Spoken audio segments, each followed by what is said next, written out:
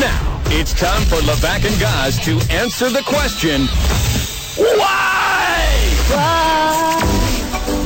Tell me why?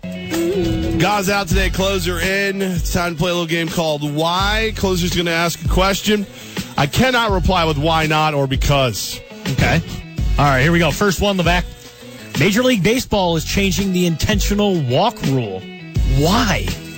It's like a misdirection, I think. It's one of those things where, okay, so the game was too slow for the younger generation to enjoy. So they made some changes last year, and those changes worked out. They shaved a couple minutes off every game. Well, some people were like, it's still not fast enough. Well, we better do something. All right, no more intentional walks, even though there's only one every 2.6 games, and it only saves 23 seconds, and it removes some potential drama. It probably isn't as big a deal as I'm making it out to be, but it's definitely not a big enough deal that they should have made a change over it. No, they definitely should have made a change. This should be a situation where they could look at many different ways to speed up the game of baseball other than the 23 seconds it takes a pitcher to throw 4 balls to the catcher and have the guy run to first base. There's so many other ways you could do it. We started by, making sure that the batter had to stay in the batter's box at least 1 foot. Right. Now we're cutting down a little bit on the commercial breaks, right, which is everybody's in favor of. Those are the big ones. They're good. But now you can look at so many other things other than this. I mean, my goodness. Why do managers get 3 different opportunities to go to the mound to make pitching changes in an inning? That adds up so much quicker than throwing 4 balls to home plate. After Gary Sanchez almost hit a home run off of an intentional walk, I will sit through 100 uneventful intentional walks to see one of those. Like, sure. That was fun. I remember a kid did it in my Babe Ruth team when I was a kid, and he's like a legend after that. It's like one of those things that's like, just slid away. He had that right after him. He wasn't even pitched to him. He like tomahawk chopped it. He was like go after it like he was trying to catch a butterfly, and he just boom. I'm like, oh my god, that thing went 300. Yeah. So I hate that they're messing with this rule, and I hate it more because it only saves 23 seconds off of a fifth of the games. Yeah, it's definitely something they need to look elsewhere on. But we'll move on here, Levack. Dale Jr. said today that if he wins the championship this year, he would retire. Why? Well, he was hurt most of last year.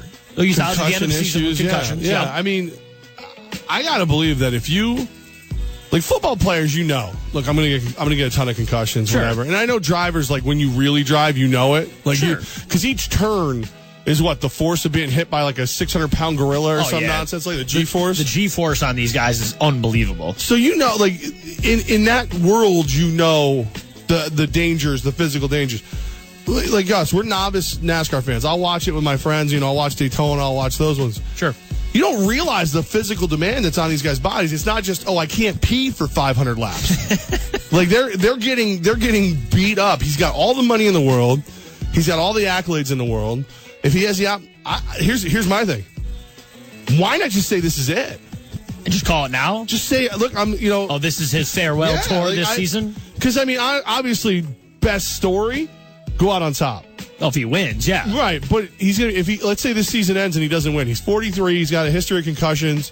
Danica Patrick's telling me she's got 12 concussions plus. If I'm him, what else do I have to prove? I've won. I've done good things.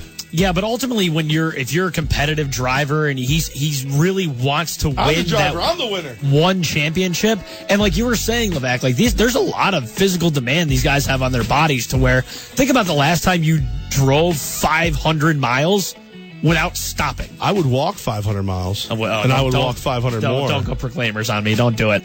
Ultimately, just to be the man to walk 1,000 miles. Yeah, just lay down at your door. Oh. Don't ever show up at my door.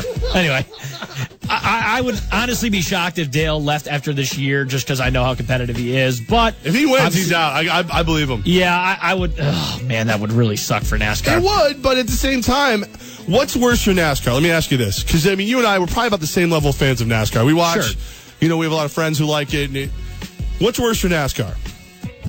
Earnhardt living a great life afterwards, showing up at events, being part of the broadcast team here and there, or another Earnhardt being killed or crippled in your sport?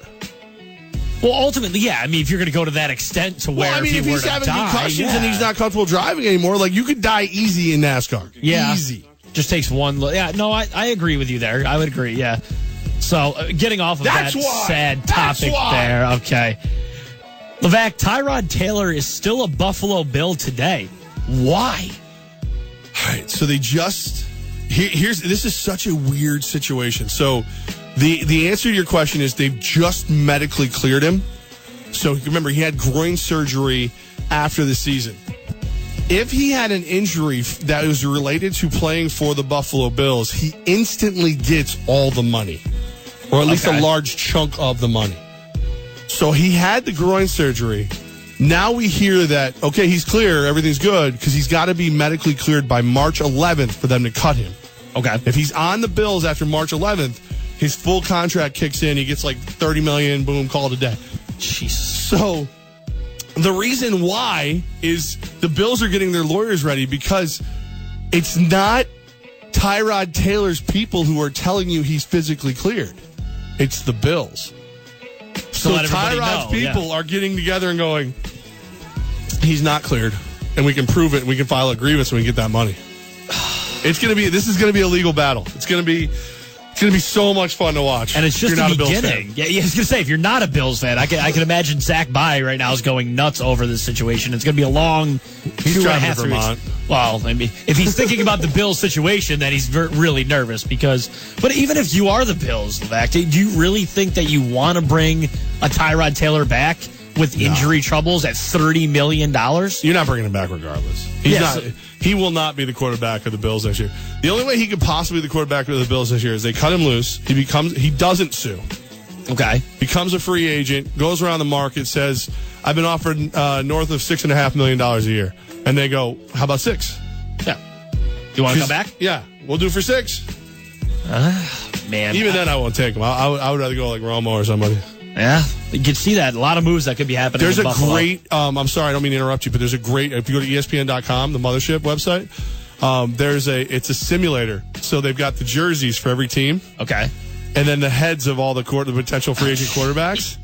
So like you can go, so you go Bill's jersey, and then you go Tyrod Taylor's head, and it goes down and it tells you how likely it is and what this and that. And you can do it for everybody from like Romo to Cutler to like Deshaun Watson. It's fun if you're one of your teams is looking for a quarterback, gives you a little bit of inside knowledge on how everybody's thinking. Is that right next to Tom Brady's board too? No, Tom Brady's board's on his Instagram. Oh, okay. All right, just wanted to make sure. Right. I thought it was interesting. I know. All right, Levack. Sammy Sosa compared himself to Jesus Christ in an interview. Why? This isn't because. All right, the short answer: my man's insane. He's absolutely out of his tree. He's definitely not Sammy Sosa of 1998. I'm trying to find where do we have I have the quote somewhere of what he actually said. But here you go. Yep. He was talking to a former Cubs employee. Guys, he's a reporter now. His name is Chuck, and I can't. Oh, Chuck Wassersham. Sorry. Chuck asked Sosa if it bothers him that people assume he used PEDs. Despite not being any hard evidence that he did. Sammy Sosa, quote, you got it? You want to do it? I'll do it. No, go ahead. Quote, Chuck, it's like Jesus Christ when he came to Jerusalem. Everybody thought Jesus Christ was a witch. He begins to laugh. And he was our savior. So if they talk doo-doo about Jesus Christ, what about me? Are you kidding me? Where's the Stephen A. Smith? So no, because that's my God. So basically, what we're finding out right now is it wasn't just steroids that Sosa did, because I don't believe steroids make you that stupid and crazy. You might not be doing them now. You're doing a lot now. Good God. Wow. I mean, to that. Yeah. Sosa is crazy. He's bat doo-doo crazy. In the long short of it. Yes. Yeah, in the long short of it, definitely. All right, Levack. The Knicks haven't traded Melo or Derrick Rose yet. Why? 2 different answers. Okay. Rose, I think is going to happen. I think they're working out the details. I think Rose will be gone. I think you got Tom Thibodeau in Minnesota. They want to get rid of Ricky Rubio in the worst way. I think that deal will come to fruition. They may just be working out a third party for the trade. The Melo, here's why.